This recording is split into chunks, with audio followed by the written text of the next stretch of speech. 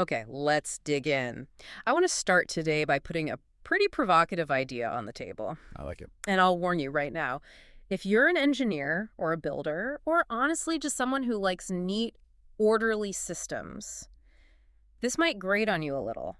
It's definitely a counterintuitive place to start, especially for, the people who listen to our show. It really is. The idea is this. It doesn't matter how carefully you design a system. Mm-hmm. It doesn't matter how perfect your safety protocols look on paper. It doesn't even matter how good your intentions are. If the institutions responsible for governing that system can't keep pace with its behavior, the system is unsafe. Period. That's a huge pivot from how we usually talk about safety, isn't it? Totally. I mean, normally the conversation is all about prevention. We want to build the wall higher, make the code perfect, ensure the AI is aligned before we ever switch it on. We obsess over the starting line. We spend 99% of our energy on the design phase. But the source material we're covering today suggests we're looking at the wrong variable. The thing that actually gets you isn't bad design, it's slowness. Specifically, that gap. The Yeah. gap between the moment a harm happens and the moment the system actually does something about it. And the source gives this a great technical name, governance latency. That's our topic for today's deep dive. Right. We're digging into episode 55, Governance Latency by Design. It comes from the Connected Ideas Project newsletter series written by Alexander Titus. And it's such a fascinating piece because Titus is trying to bridge these two worlds that, almost never talk to each other. High-speed engineering and policy and oversight. And so our mission today is to figure out why latency, just simple delay, is becoming the single most critical safety risk in this new era of AI and biology, and maybe more importantly, how we can stop treating governance like a bureaucratic problem. Something for the legal team. Right, and start treating it like an engineering problem. Which is just a massive shift in mindset. Be honest, when most people hear the word governance, what happens? They glaze over. They zone out. They think of compliance officers, clipboards, red tape, things that exist outside the technology just to slow it down. The Department of No? That's it, exactly. But Titus is flipping that completely. He's arguing that governance is a performance characteristic of the system itself. It's like latency in a network connection. Okay. If your governance has high latency, high lag, the system will crash. It doesn't matter how fast the processor is if the feedback loop is broken. So let's get precise, because when I first read governance latency, I just thought it meant, well, Congress is slow. Which it is. Which is true and very frustrating, but that's not really what the source is talking about, is it? No, it's way more specific than that. Titus gets very technical with the definition. He defines governance latency as the total time it takes for a system's behavior to go through 3 distinct steps. Okay, walk us through them. Step 1. It has to be detected. You have to know something meaningful or anomalous is even happening. Right. Step 2. It has to be interpreted. You look at that signal and decide, yes, this is real and it requires intervention. And then step 3, it has to be acted upon with effective corrective measures. Detected, interpreted, executed. Exactly. And if you add up the time for all 3, you get what the source calls the distance between impact and response. I love that phrase, distance between impact and response. It makes it feel physical. It actually reminds me of the early days of the internet. The source brings up this analogy of software security in the 90s, and that really clicked for me. It is the perfect parallel. Think back to that time. You'd have a software vulnerability, a bug in Windows or a browser. Sure. And that bug might exist for months, maybe even years, before anyone even noticed. Right, the era of the 0-day exploit, that was really more like a 300-day exploit because nobody was looking. Right. And then, once it was found, how long did it take to get a fix? Oh, man. I remember waiting for service packs to come in the mail on a CD-ROM or downloading a huge file over dial-up for hours. Exactly. The governance latency of early software was massive. It took months to close that loop. And because the latency was so high, the system was fundamentally fragile. Hackers had this huge window of opportunity, Huge distance. a huge distance to exploit things. The damage was done long before the fix ever arrived. So if we apply that metric to today, we're talking about the difference between high latency and low latency systems. Precisely. And this is a key point. Titus isn't promising a world without failure. Okay. He says in a low latency system, things still break. That's inevitable. But the failure is visible immediately, and the correction happens almost instantly. The harm is contained. It's a stumble, not a catastrophic fall. Whereas in a high latency system, the risk just, it sits there. It accumulates. The source calls it hidden risk. Yeah. The system looks fine, all the dashboards are green, but underneath, a problem is just festering. And because the feedback loop is so slow, by the time you see the failure, it's not a small glitch. It's a catastrophe. It's a bridge collapsing. Mm, In the world of AI or bio-risk, it's a politically explosive bridge collapse. This actually brings us to the second big point of the argument, which I found really challenging because it kind of confronts a very human bias. Mm-hmm. When something goes wrong, a massive data breach, a crypto exchange collapses, what's the first thing we ask? We ask, whose fault is it? Or were they greedy? Were they unethical? We look for a villain. Always. Right. We scrutinize the developers. Yeah. Did they not care enough? Did they put profit over ethics?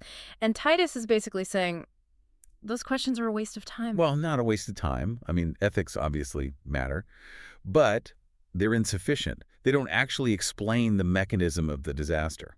The insight here is that most large-scale technological harms, they don't arise from malicious intent. You don't need a villain to destroy a system. You just need what the source calls slow feedback loops in fast systems. Slow feedback loops in fast systems. That is such a sticky concept. Can we ground that in an example? Yeah, let's take the 2008 financial crisis. Now, were there greedy people involved? Of course. Sure. But was the crisis caused by a secret cabal of people trying to blow up the global economy? No. It was caused because the financial instruments, the leverage, the complexity, moved way faster than the regulators' ability to understand them. The complexity outpaced the oversight. So the regulators were looking at the data, but their interpretation latency was too high. Way too high. They couldn't figure out what it meant fast enough. The feedback group is too slow. By the time they realized, hey, maybe giving AAA ratings to these subprime mortgage bundles is a bad idea, the leverage was already baked into the system. The distance between impact and response was measured in years. And so the collapse was total. And the same logic applies to cybersecurity, right? The source points out the biggest hacks aren't usually some brand new genius method. Almost never. They're almost always known vulnerabilities. The IT team knew about the patch, the vendor sent out the warning, but the organization took, 3 months to implement it? The knowledge existed, but the latency and execution left the door wide open. So the takeaway here is really stark. You can have the most ethical, well-intentioned team in the world, but if your governance moves slower than your system's behavior, you are building something dangerous. You can't ethics your way out of a speed problem. You have to engineer your way out of it. Okay, so let's assume we're on board. Speed or responsiveness is the key safety variable. How do we actually fix this? The source breaks governance latency down into those three components we mentioned. Detection, interpretation, execution. Right. I wanted to deconstruct these because this is where the engineering mindset really kicks in. This is the diagnostic part. You can't just scream, move faster at an organization. That just creates panic. You have to find the actual bottleneck. So stage one, detection latency. The time between a behavior happening and anyone even noticing. Right. In an AI context, think about a large language model. Detection latency is, how long does it take you to realize the model has started giving out toxic advice? Or just making things up. Or hallucinating facts about a political figure? Is it 5 minutes? Or do you find out 3 weeks later when a reporter calls you for a comment? Oof, that phone call's the worst way to find out. And in biology, it's even harder. It might be, how long does it take to realize a genetically modified organism has spread beyond its containment zone? And the source says this is fundamentally an observability problem. Yes, it's a data problem. Usually high detection latency happens because the data is fragmented or it's hidden away in silos, or, and this is so common in corporate culture, the incentives actively discourage reporting problems. The shoot the messenger problem. Exactly. If I'm an engineer and I see a weird blip, but I know my boss will yell at me for delaying a launch, I might just wait. And that waiting adds latency. So step one is, can we see it? Step two, though, is where it gets really sticky. Interpretation latency. Ah, yes. The source calls this the swamp. That is the perfect name for it. This is the swamp. This is the time between seeing the red light flash on the dashboard and agreeing on what to do about it. I feel like anyone who's ever worked in a big company knows this pain viscerally. Oh, it's the soul-crushing part. Yeah. The red light flashes. And instead of pulling the emergency brake, you schedule a meeting. Right. And in that meeting, someone says, well, is that really a red light? Maybe it's a sensor glitch. And someone else says, even if it is that my department's problem? Legal needs to sign off on this. We need to form a committee to evaluate the implications of the flashing light. That's it. Titus notes that interpretation latency is often the longest phase. It's all ambiguity, and what he calls institutional friction. If you haven't decided beforehand who owns the decision, you will spend your critical crisis moments fighting over jurisdiction. While the AI is still hallucinating. Correct. Which leads us to the final stage. Execution latency. The time to actually do the thing. Right. You've detected the fire, you've battled through the committees and agreed it's a fire. Now, does the fire truck actually start? Do you have water in the hose? The source makes a really critical distinction here between policy and capability. This might be my favorite point in the whole piece because it exposes so much security theater. A policy is just words on paper. A policy says, we will shut down the system if X happens. Okay, but can you shut it down physically? Okay. Technically. You have the kill switch. Exactly. Titus argues that a policy without enforcement capacity doesn't reduce latency, it just hides it. Gives you a false sense of security. You think you're safe because you have a rule, but if you lack the technical rollback capability, the ability to revert the code or contain the organism, then your execution latency is effectively infinite. You're pressing a brake pedal that isn't connected to the wheels. And that is a terrifying thought. Because when you need the brakes, you need them now. So we have detection, interpretation, execution. Now, why are we talking about this today? Why is this suddenly the hair on fire issue for 2026? Right. The source points to a specific convergence, the AI X bio era. This is where the stakes go vertical. We aren't just dealing with software anymore. Yeah. Where the worst case is, a crashed server. Right. And we're not just dealing with traditional biology, which moves at a biological pace. Right. They're dealing with AI-driven, bio-enabled systems. And what does that convergence do to the timeline? It just compresses it completely. AI accelerates the discovery cycle. You can design a new protein in seconds. Automation lets you run the experiment instantly. But the real game changer is that capabilities can propagate digitally before they ever materialize physically. Unpack that for me. Propagate digitally. Okay, so imagine a biological design, a blueprint for a new compound. That blueprint is just information. It's bits and bytes. Like a file. It's a file. It could be sent halfway across the world in a microsecond as an email attachment. And then it gets printed out in a local lab. So the hazard travels at the speed of light, not the speed of a shipping container. Exactly. But now think about our governance frameworks, our biosafety laws. They were designed for the shipping container world. They were designed for physical labs, for border checks, for inspections. They weren't built for a world where the risk is a file download. Not at all. So you have this massive mismatch. The capability velocity is accelerating exponentially. The governance velocity is, stagnant at best. And the gap between them is widening every single day. And this leads to a concept that Titus has talked about in previous pieces, the collapse of proportionality. I found this idea profound, but I want to make sure I really get it. How does slow governance lead to a collapse of proportionality? It's all about trust. Imagine I'm driving a car. If you know that I have great brakes and really quick reflexes, you might let me drive 60 miles an hour. Sure. You trust that if a kid runs into the street, I can stop.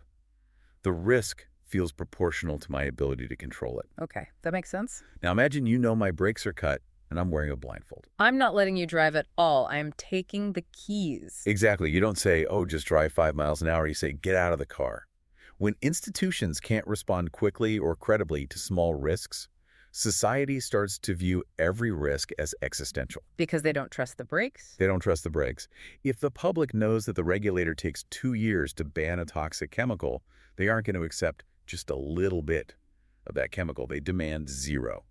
So nuance dies. Nuance is dead. You start seeing these calls for total moratoria, for blanket bans on AI research. And Titus makes a really important point. These demands aren't just irrational fear. They seem that way to the scientists, though. They're screaming, you're stopping progress. But from a governance perspective, they're rational. They're a compensatory mechanism. If I can't trust you to fix a mistake, then I can't let you make the mistake in the first place. So we want to restore proportionality. If we want to have a nuanced conversation about risk, we have to reduce the latency. If you want permission to drive fast, you need better brakes. It connects the technical problem right back to the political one. Perfectly. So let's pivot to solutions. How do we fix this? The source champions a responsible by design approach. Which brings us full circle to that engineering mindset. We have to treat governance latency as a core system constraint. Just like you optimize for battery life or bandwidth, you have to optimize for time to mitigation. So the source lays out a kind of to-do list for this. Let's run through the practical steps. Okay, it mirrors the three stages. Mm. First, for detection, you need real observability, not Mhm. just, compliance logging. Right, not the digital paper trail you show an auditor once a year. Those are compliance artifacts. They're useless for real-time safety. We need systems that are actually instrumented to surface anomalies now. We need the dashboard to light up the second the model drifts. Okay, so real-time signal, then for interpretation. Clear authority. You cannot be figuring out your org chart during a crisis. Decision rights have to be explicit. Who has the authority to pull the plug? Under what specific conditions?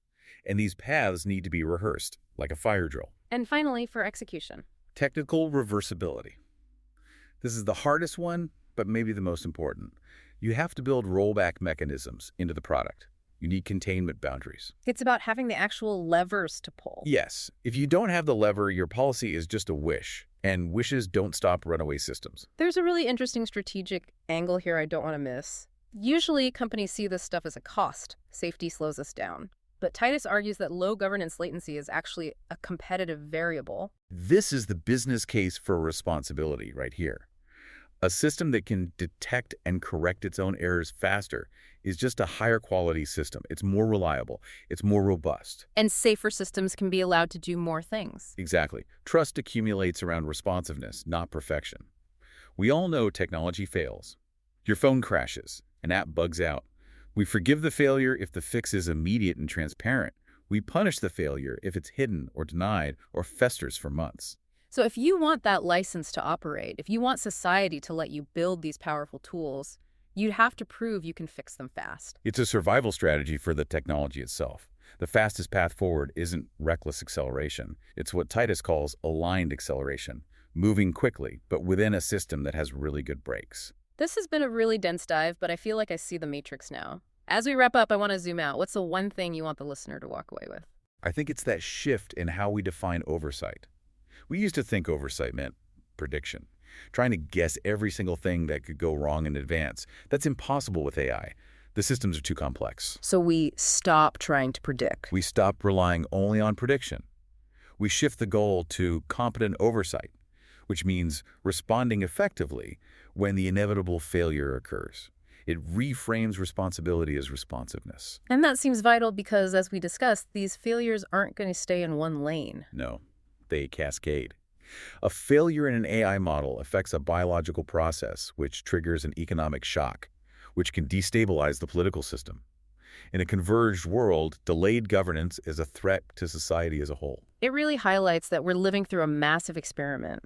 That is the final thought from the source that really stuck with me. Titus writes, "At the frontier of technology, humanity is the experiment." And if we're the experiment, The only way to ensure that experiment remains corrigible, that we can actually fix it if it goes wrong, is to close that gap. We have to ensure our ability to govern the system is at least as fast as the system itself. we have to be able to correct our course faster than the ship is moving. That is the engineering challenge of the next decade. If we solve that, we can have the technology and the safety. If we don't, we probably won't have either. A powerful place to leave it. For everyone listening, I want you to look at your own systems, whether you're managing a team, writing code, or even just organizing your life, and ask, how big is the gap between impact and response? And what would happen if you closed it? Thanks for listening to this deep dive into governance, latency, and the Connected Ideas Project. We'll see you next time.